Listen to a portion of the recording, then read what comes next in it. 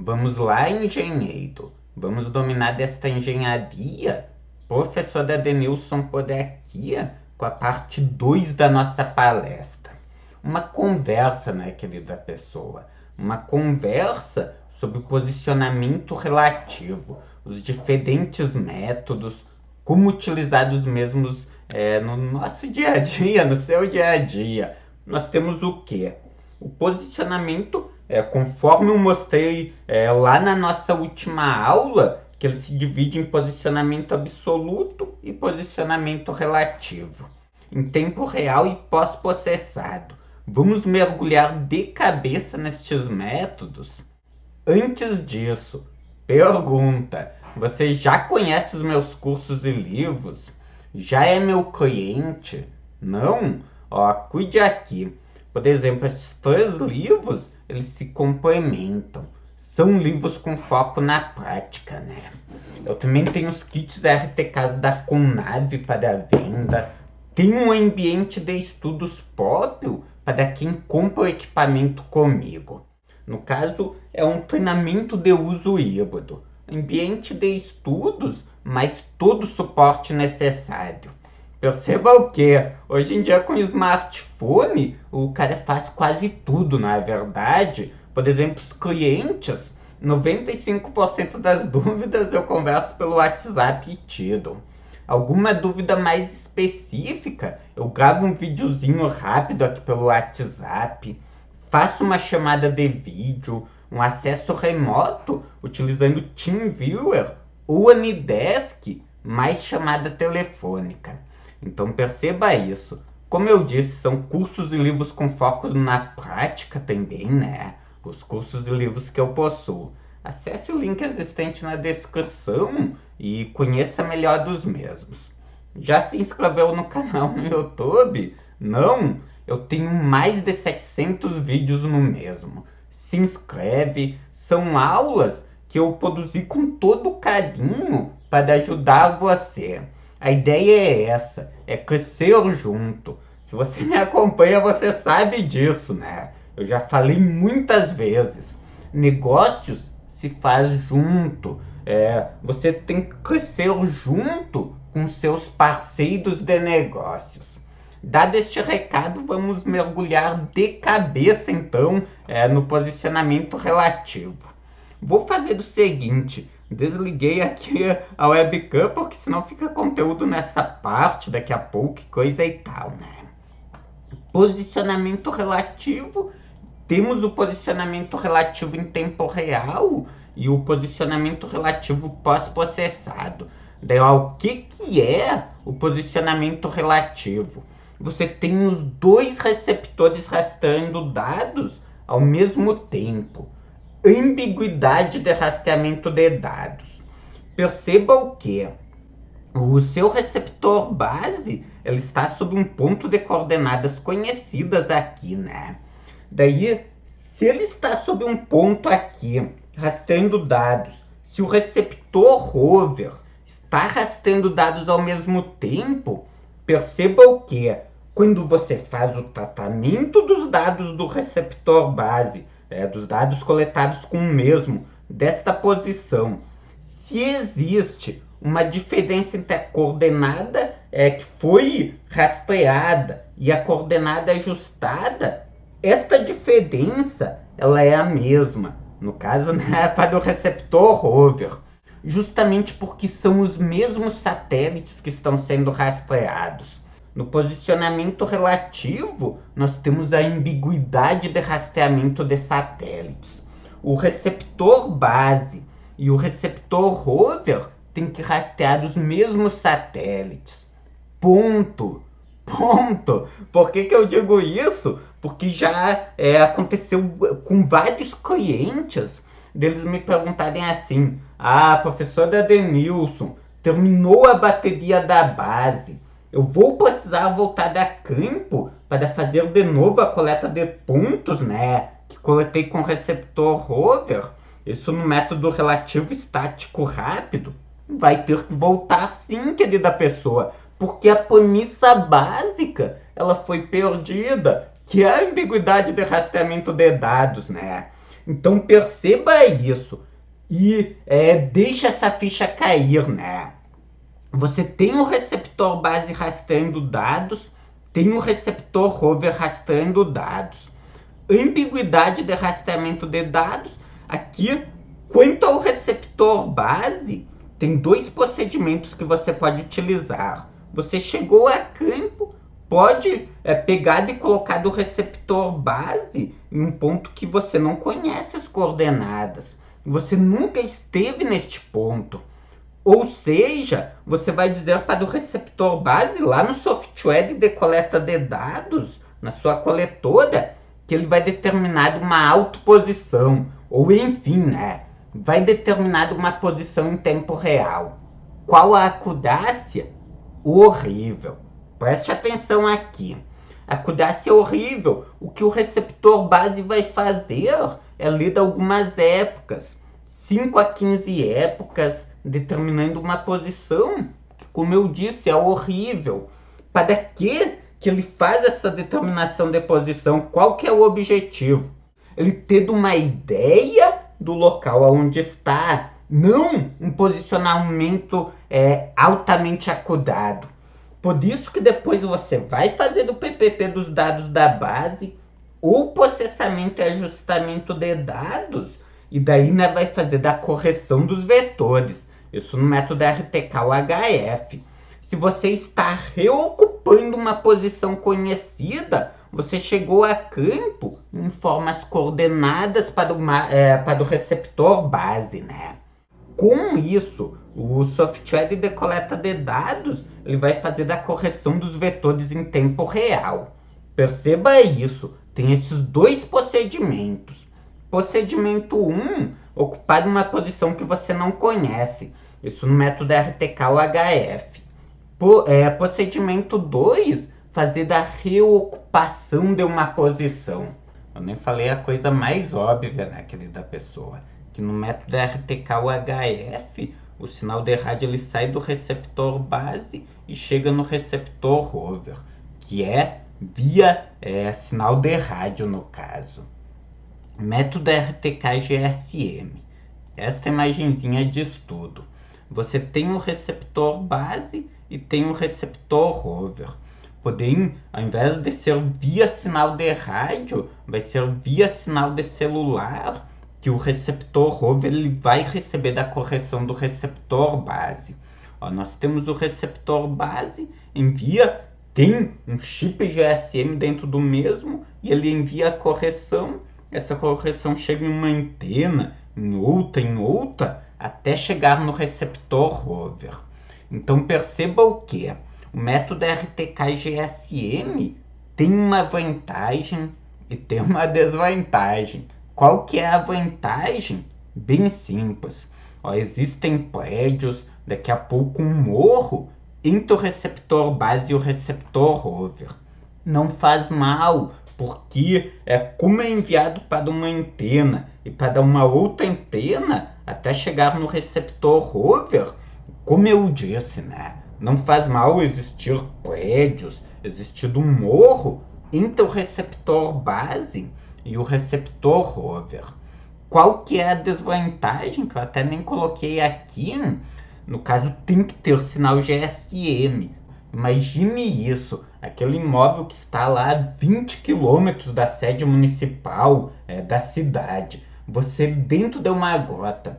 Perceba que, como eu disse, não vai ser nesse tipo de local que você vai ter um sinal de GSM de qualidade. Daqui a pouco o sinal até pega no celular, melhor dizendo. Porém, é sinal multicaminhado, é sinal fraco. Então o método RTK-GSM é um método interessante, principalmente dentro da selva urbana. Em levantamentos rurais, tome cuidado. Lembre-se, controle. Você tem que ter segurança, isso tanto para o método RTK-UHF, método RTK-GSM. Você tem que ter da certeza que vai ir a campo e que vai conseguir fazer do rastreamento de dados. Método RTK-IP direto. Como que funciona o mesmo? você tem um receptor base, tem um receptor over, porém o sinal, ou melhor dizendo, a correção, ela não é transmitida via sinal de rádio, via sinal GSM. Você vai ter um servidor, ou seja, tem o receptor base aqui, porém ao invés de eu mesmo enviar a correção via sinal de rádio, essa correção vai ir para um servidor que vai ter um software que vai transformar o sinal em sinal de internet, protocolo TCP/IP. Com isso, o receptor over também tem que ter acesso à internet. Ou seja, é um método que é interessante. Por exemplo, imagine o seguinte, já teve até profissionais que me perguntaram a respeito.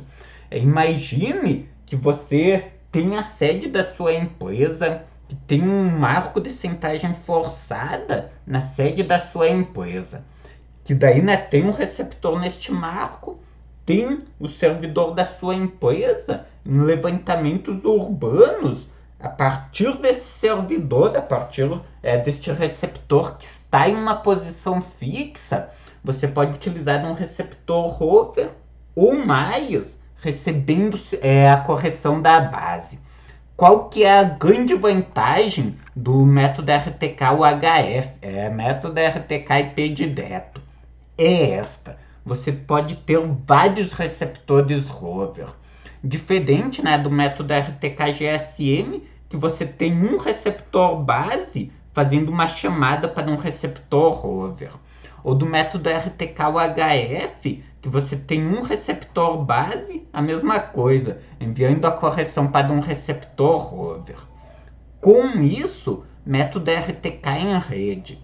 Cuide aqui, eu nem vou ler esses textos, depois você pega e lê com calma, né? Ó, esta imagem diz tudo. Você tem toda uma série de receptores rastreando dados. Estes receptores, eles enviam a correção para um servidor central. O servidor central faz o processamento dos dados e envia a correção, né? Daí, dentro desta área, nós criamos o que é chamado de grande área GPS, grande área RTK, melhor dizendo, onde o profissional, com um único receptor a campo, consegue fazer da coleta de dados. É um método muito interessante. Vai possibilitar que você economize dinheiro? Sim e não. Como assim, professor Edenilson? A curto prazo, sim, né, querida pessoa? Se você quer fazer um levantamento aleatório, algo do tipo, vai possibilitar que você economize dinheiro. A longo prazo, como é uma assinatura, normalmente no Brasil nós temos umas duas redes, temos pelo menos duas redes, a Segat, e temos uma outra que me fugiu agora, é de uma empresa que vende equipamentos topográficos, que tem a mensalidade no caso. Então perceba o que? Você nunca vai ser dono do seu GPS RTK. Você compra o receptor rover e você sempre tem que assinar para receber da correção. Ou seja, se você olha para o médio e longo prazo, a partir de uns 4, 5 anos, vale a pena comprar um par de receptores RTK-UHF. Receptor base rover, coletora de dados, mais softwares necessários. Como eu disse, a grande rede RTK vale a pena para aquele profissional que quer fazer apenas alguns levantamentos, ou quando olha para um investimento de curto prazo, que quer ficar com o equipamento 1 ano, 2 anos, depois fazer da venda do mesmo. Não a médio e longo prazo. A médio e longo prazo, vale mais a pena você comprar um kit RTK completo. O que mais aqui? Ó, a distância entre os receptores, né? Aproximadamente 70 quilômetros. O que mais que nós temos? Método cinemático. É uma variação do método RTK.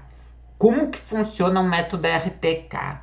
O profissional chega no ponto e coloca o receptor no ponto. Assegura firme e faz o rastreamento de dados.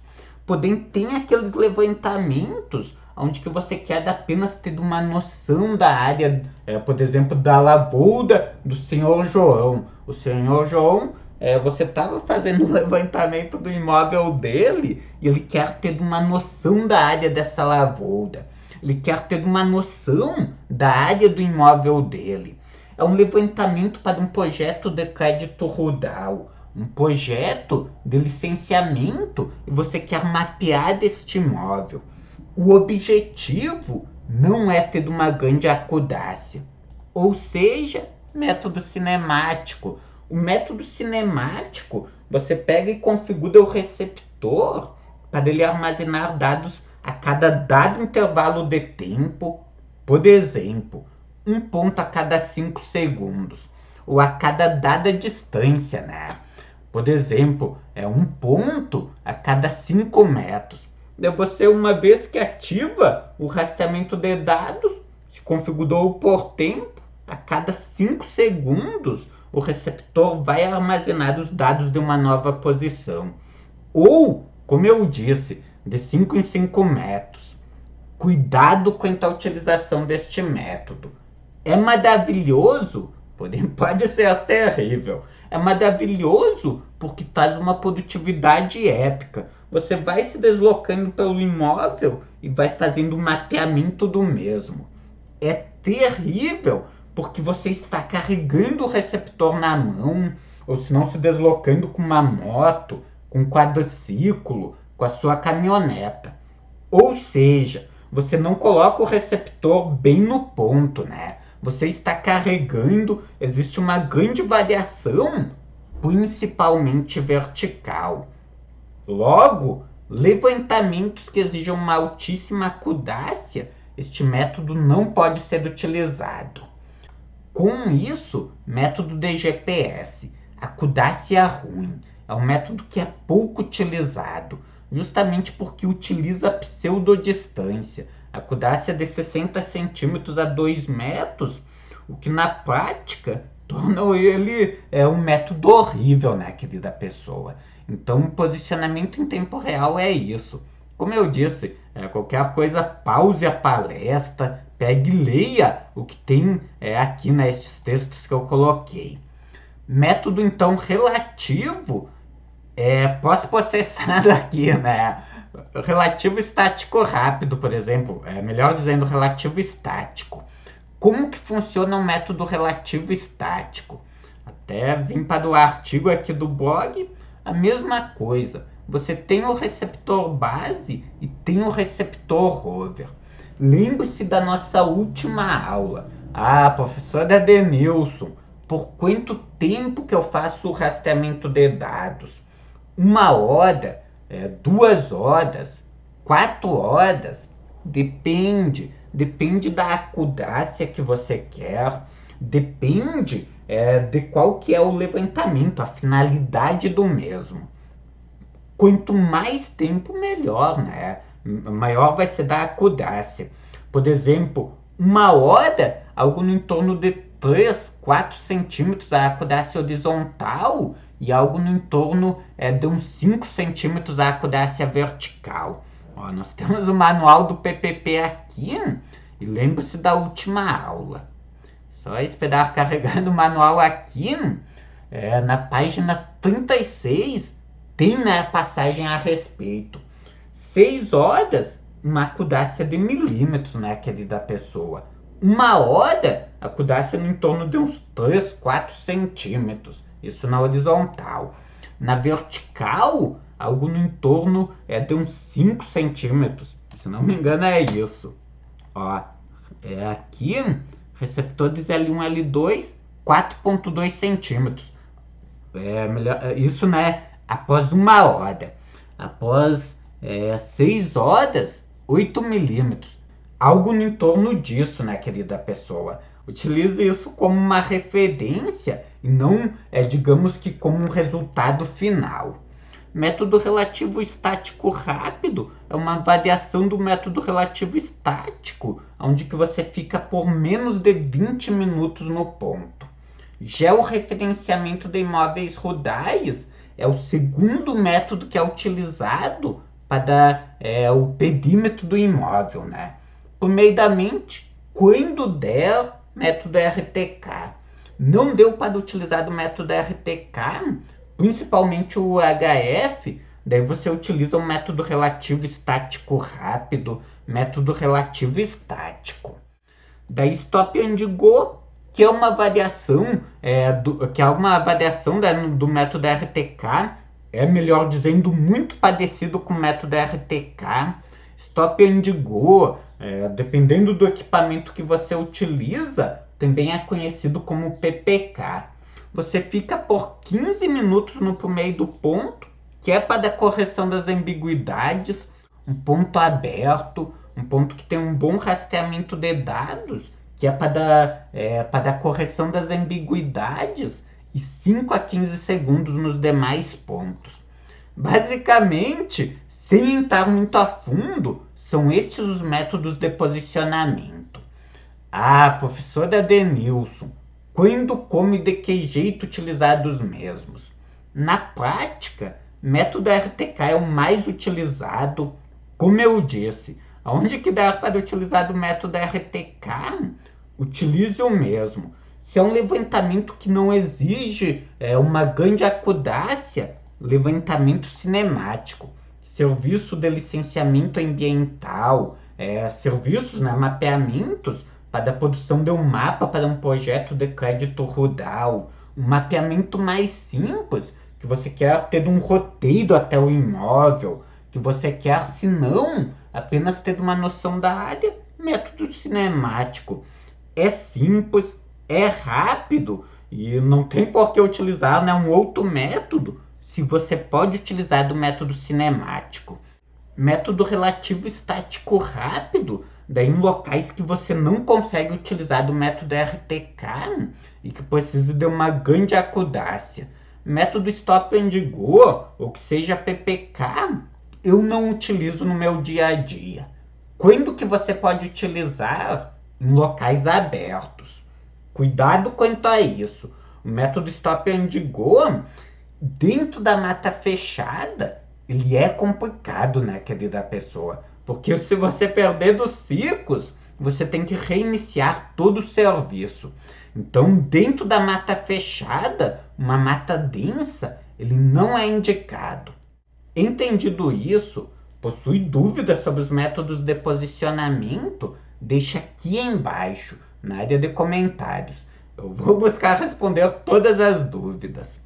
É isso. Antes que eu vá embora, não se esqueça de conhecer os meus cursos e livros.